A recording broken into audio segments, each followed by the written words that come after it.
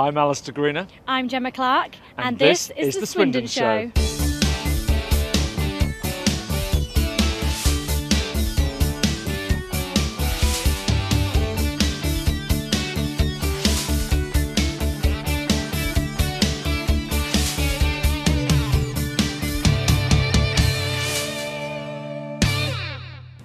Hello and welcome to the Swindon Show.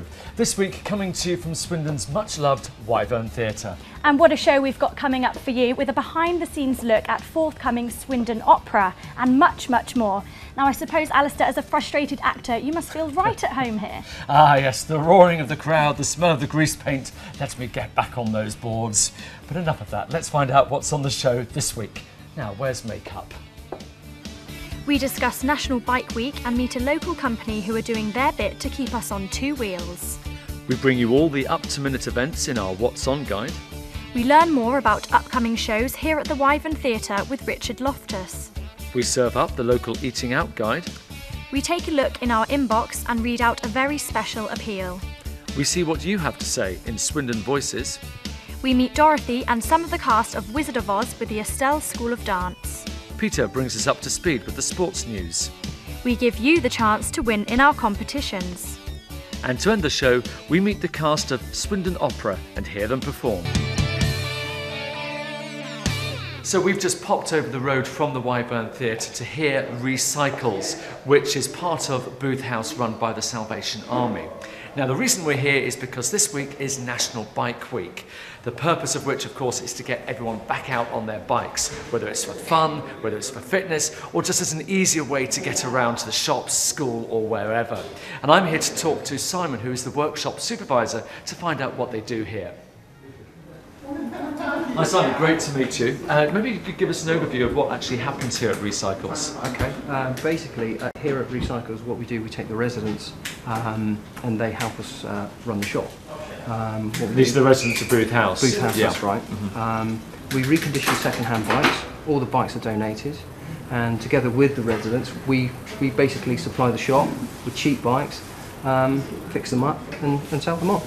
And they're great bikes. I've seen quite a selection already for adults to kids and everything else as well. Yeah, we try to keep a full range, if you like, from adults to kids, BMX, mountain bikes, road bikes, the whole lot really. And you also do a loan scheme, don't you? Yes, we do. We're running through the council, we're presenting the loan bikes to the public. So that is running from Recycles. So absolutely fantastic. And I know you've got a lot of people here working very hard at getting them all right. And your big message really, you want people to not throw away their old bikes. No, but get definitely not. Donate bikes. We need bikes. So if you've got a bike in the garage or in the back garden, bring it to us. We can put it to good use. And I don't want to take business away from anywhere else, but these bikes are fantastic value, aren't they? Thank you very much. They are. They work very hard on the bikes. So yeah, we strip them down and build them back up. So you can get fit, healthy, find a new mode of transport very, very reasonably. Yeah, you can. Now Recycles is actually part of a grander scheme as well, in partnership with Swindon Travel Choices. And Claire Fleming here is going to be telling us a little bit more about some of the great events that are happening for National Bike Week. That's right, National Bike Week is a great opportunity to do events in Swindon. So we've put a whole programme together. Last weekend we had some bike fairs at the district centres to try and get people getting their bikes ready for Bike Week with bike mechanics. So they're now ready to take part this week. We've got various bike rides happening all week. People can get out and explore the paths with a lead ride, go up to the Cotswold Water Park or down towards Marlborough. There's a ladies' ride at Lydiard Park. And then on Wednesday, we're inviting commuters in Swindon Town Centre to come here to Recycles, where they're laying on a biker's breakfast for them. So there'll be a free sort of bacon or egg roll and a tea and coffee. And you can eat all that when you're cycling, you can't you? can, yeah, that's the idea. You've burnt all the calories getting here, now you can stuff your face and enjoy yourself. And also see the great range of bikes they've got here and talk to the guys. People would be quite surprised probably to realise how much cycleway there is in Swindon. That's right, there's loads of paths. We have recently launched a new cycle map for Swindon, which is available on our new website, which is swindontravelchoices.org.uk. So people can download the PDF or they can email us and we'll mail them out a hard copy as well. So it does show where all those off-road paths are, because often when you're driving a car you don't see them. They're hidden behind bushes, and so this is a great way to get out with the map and explore Swindon and take the family out and enjoy Bike Week. And I like the way that you've got some competitions going as well, so you're actually encouraging people through that way as well. Estelle. That's right, we've got the Active Swindon Cycle Challenge running all the way through June, and even though we're halfway through at the moment, it doesn't matter if people register and join now because we're doing spot prizes all the way through the month. So each Friday we pick out some random winners, so it doesn't matter if you've done a mile or 100 miles, you've got an equal chance of winning. So there's cinema vouchers to be won. We'll have a grand prize draw at the end for everybody that's taken part, so there'll be a big fair trade food hamper to win, and workplaces as well. You can sign up with your workplace, and if you become the top workplace as well, there's a meal out for the winning team as well. Fantastic. The main message is get out on your bike. That's Claire. right. Enjoy. Hopefully the weather will be kind to us, Yeah. and we can all enjoy Bike Week. Well, thanks very much. Thank Cheers. you. And for more bike-related events, just head to swindonweb.com. Now, in a moment, I'm going to be speaking to Richard Loftus about the broad programme of events and shows at the Wyvern Theatre. But for now, let's have a look at what else is on in Swindon.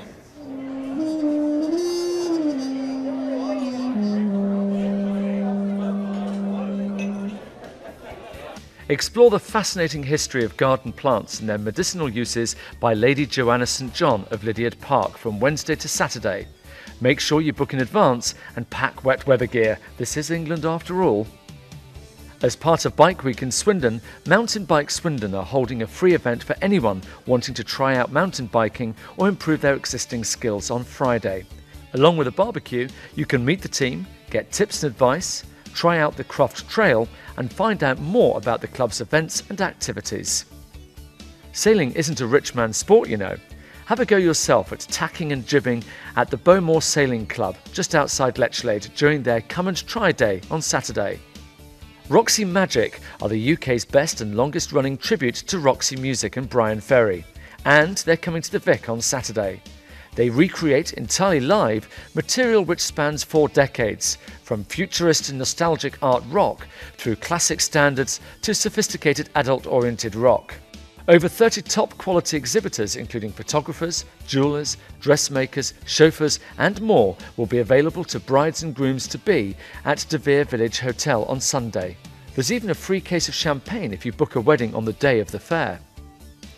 At the time of recording, tickets were available for these events. However, we do recommend you contact the venues before attending. So here we are at the main dressing room at the Wyvern. I think Alistair's wandering around somewhere. I'm joined by Richard Loftus, who is the marketing manager here at the Wyvern. But first I've got to ask you, is this the changing room of Cheggers? It is indeed, yes. Keith Jegwin's very own dressing room. He spent all of last Christmas here and this Christmas again. So it's like a home from home for him, really. That's good to know. Alistair's a massive fan. Right, so I'd like you to tell us what's coming up at the Wyvern this summer. Wow, we've got all sorts going on. We've got Dancing Queen on Thursday the 28th of June. We've got a night of Dirty Dancing, which is songs from the film, which will be great fun. And our Summer Youth Project as well, which is West Side Story this year, which is at the end of August, where we've got 250 local young children performing a musical which they rehearse and stage in 2 weeks. Okay, that's great. And last year, what are the main kind of performances, the big performances that have sold a lot of tickets? Wow, well actually at the start of this year, in March of this year, we had All the Fun of the Fair with David Essex. Sellout, absolutely brilliant, and the audiences loved him. Great fun, great show. So fingers crossed we'll get that back at some point. That'd be good. And I know you have local performances. You've got the Estelle School of Dance performing next week. On How Thursday. important do you think it is to bring in local performances? I think it's really important that the Wyvern remains part of the community, because it's the community that bring it to life and ensure that we get the fantastic shows coming through the doors. So I think it's incredibly important, and as well the skills that people learn when they're doing those dance shows or doing acting or singing or dancing. It's not just the performance skills they gain, but sort of transferable skills with confidence as well. So yeah, incredibly important. Brilliant. Well, we hope that the season here in the theatre will be a good one. Yeah, fingers crossed. Thank you. And you may remember a few months back we went to Stanton House Hotel to the new Japanese barbecue. They've got some fantastic offers coming up. Let's have a look at this week's Eating Out guide.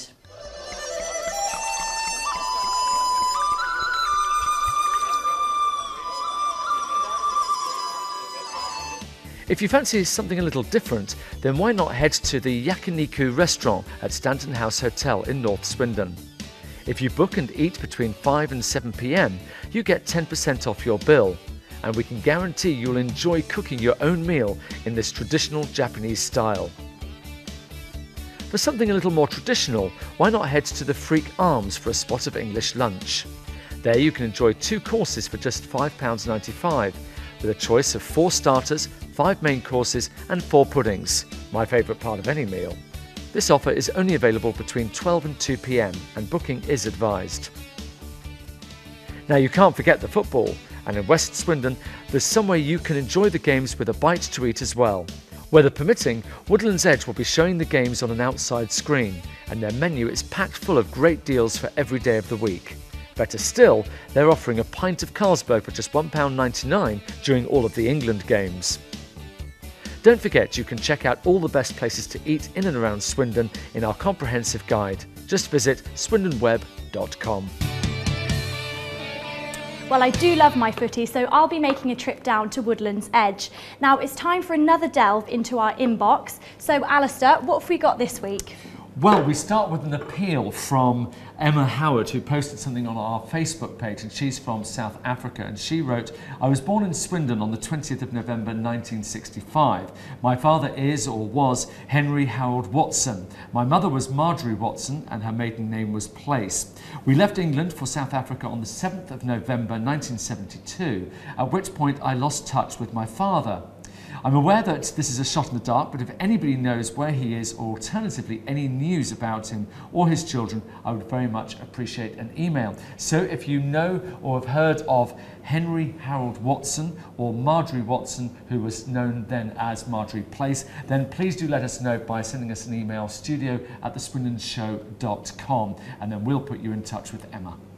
That would really be amazing if we could help her. We've also had an email from Deborah, who lives all the way in Dallas, Texas, and she said, "Great footage, guys. Looks like you're having lots of fun." Of course we're having fun. Always. Yeah. Yeehaw! Hope she understands that. Anyway, we've got a Twitter message now. It says, "Dear Alistair, my husband and I were wondering how you managed to stay looking so young and youthful." Hang on a sec. I think you're making that one up now. Okay, fair enough. It was worth a try, wasn't it? Anyway, if you would like to have any of your messages featured on the show, please do let us know. Remember, this is your show. We want to hear from you. So please do post your comments. Let us know whether you want to do it on Twitter, hashtag The Swindon Show, on Facebook, or even emailing us, studio@theswindonshow.com. Anyway, time for Swindon Voices now. Now, with the recent news that there's going to be more houses being built in Swindon, I took to the streets to ask the people of Swindon what was more important, more houses or more green spaces.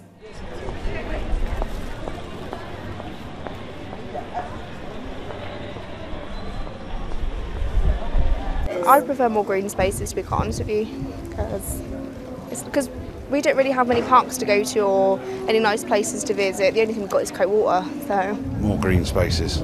We've got enough houses at the moment, so I can see people want green spaces, don't they?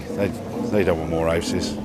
It just brings more people in and it just kills the countryside, doesn't it? So.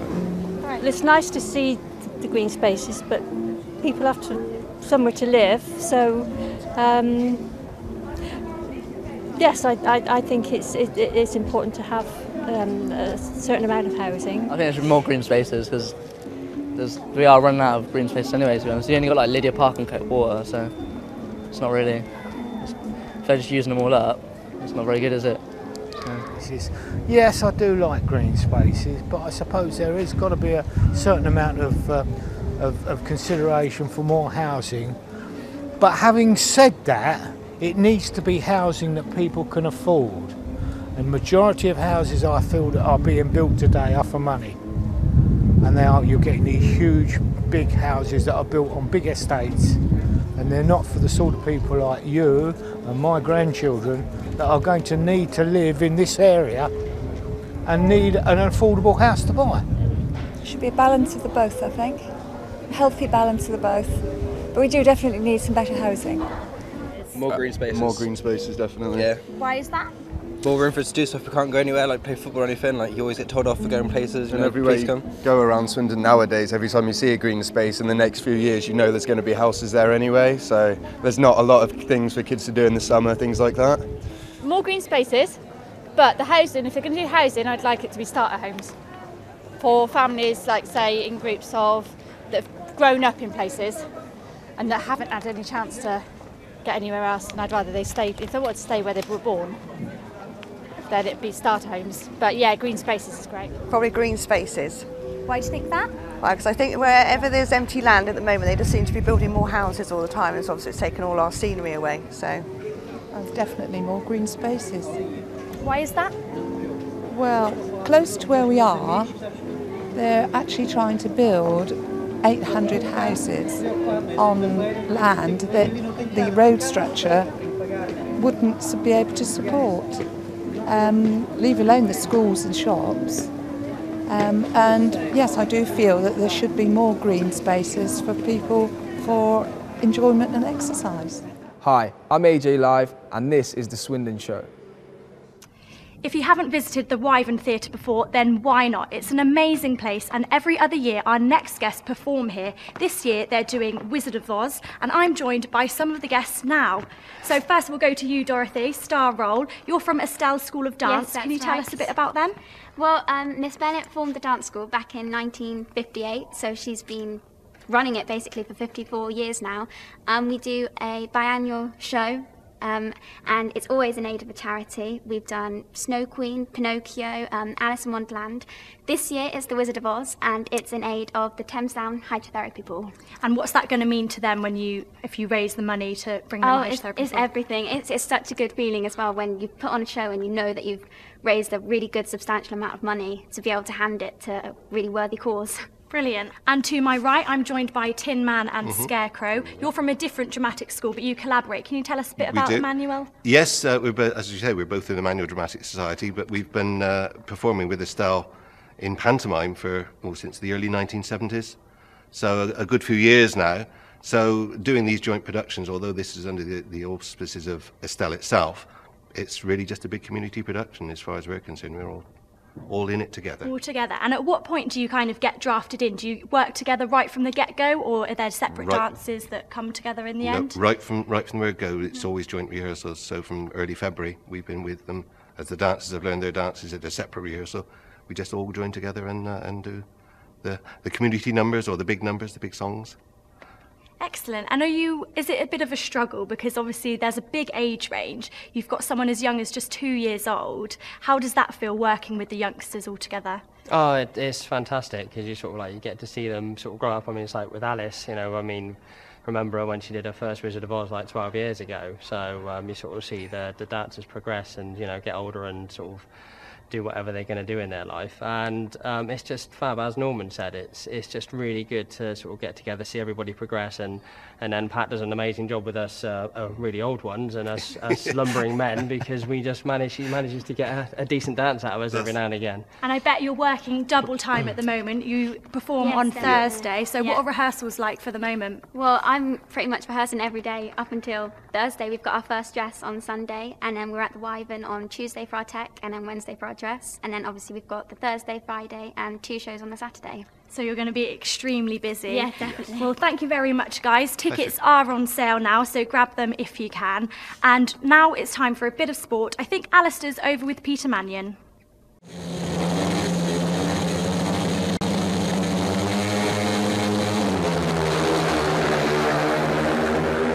Thanks, Gemma. That looks like a lot of fun down there. Now, it's great to see you back, Peter. And this isn't exactly your normal environment, is it, for the sports news? No, not really, but it's quite comfy, quite nice view over the car park.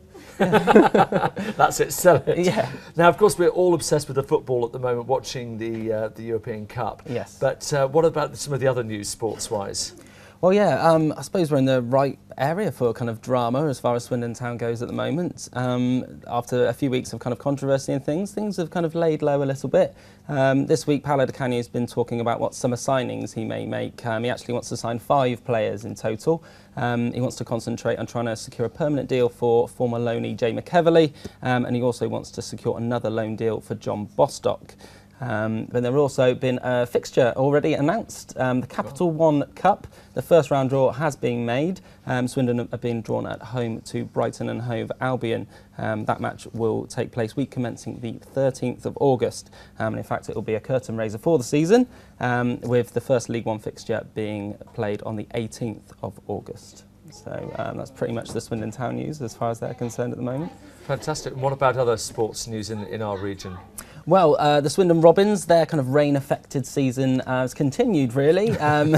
They've only had one race meet since our last show. That was actually a 48-42 loss to table-topping Poole Pirates, and that put an end to their 3-race winning streak. The result actually did mean they picked up a point, so they remain in 3rd place in the table.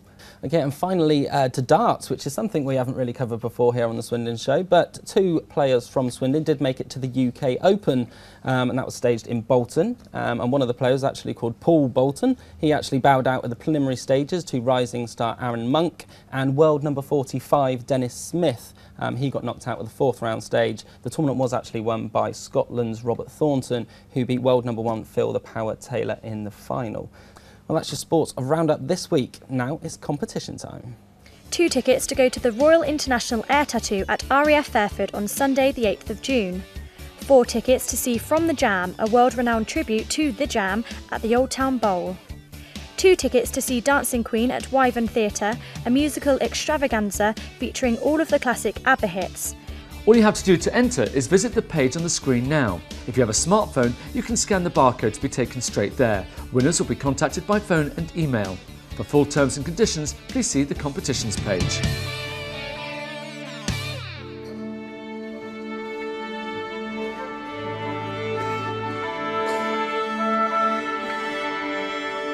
Well, I've left Gemma at the Wyvern Theatre. I think she's trying on that gingham dress and trying to find some red shoes. Meanwhile, I've come down to the rehearsal space of Swindon The Opera. It's a community project that was inspired quite some time ago. It's now coming to fruition, and it's a great pleasure now to talk to Sam Cullis, who is actually the marketing manager for this. And it's exciting for you. It's nearly there. Absolutely. We haven't got very long at all now, and so rehearsals are happening more and more regularly, and we've got all the cast together now. Costumes have been sorted out, so now we're just looking for people to book more tickets and come along. Now, you're passionate about Swindon. I could tell that from talking to you earlier on, and you really have a message in Swindon the Opera, don't you? Absolutely. We're saying, don't overlook Swindon. We're not just an M4 corridor town. We've got a lot to offer. We have very talented people, lots of groups. We're in a beautiful location. Don't oversee us. Don't walk past and think, oh, that's just Swindon. We won't bother to stop there. We've got so much to offer. Don't go to Bristol and Bath. Come to us. Come and see Swindon. Now, lots of opportunities. We're going to talk a little bit more about the plot in a second, but what I wanted to ask you was about the trust that you're a part of. The fact that this is the only community vocal project going, and that is something you feel very strongly about, because that's what you're going to be raising money for as well. That's right, yes. It's the Janice Thompson Performance Trust. We're the only vocal educational charity in Swindon, and it's run. It was set up by a lady called Janice Thompson. And we have singing lessons on a Tuesday and on a Friday, and the proceeds from the opera will go towards setting up scholarship classes for children whose parents wouldn't otherwise have the means to send them. So we're just trying to share around, some of this positive.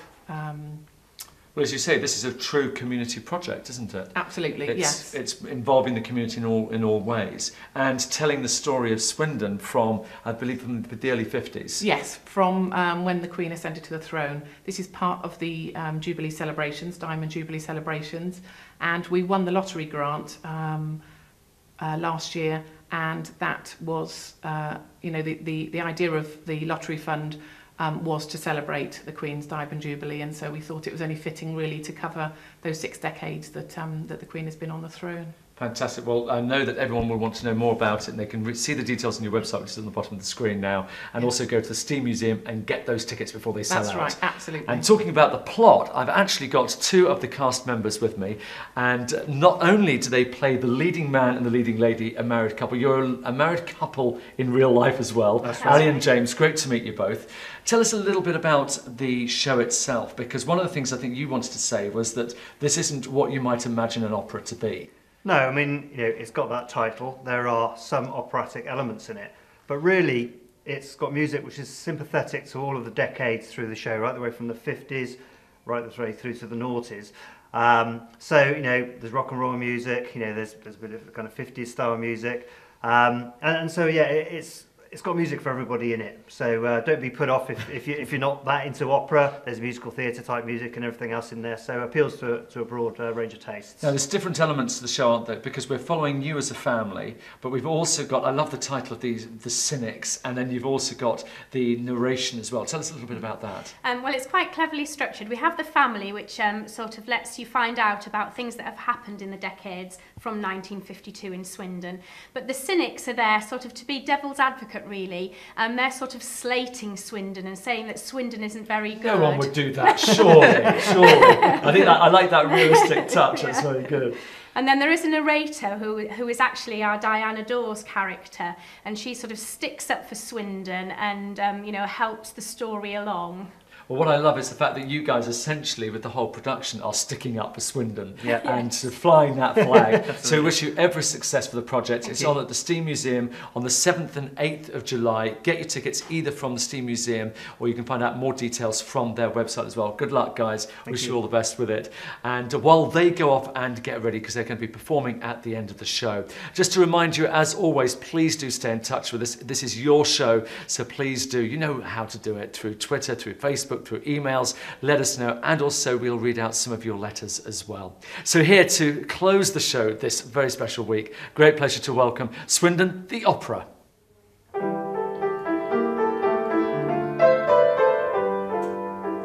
I may not be a professional great singer,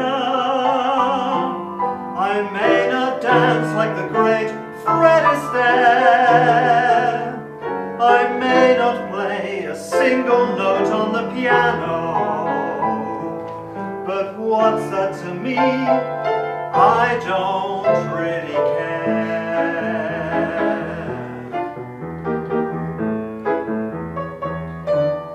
I can stand in the chorus in a hat and some tails, I can sing up and blast out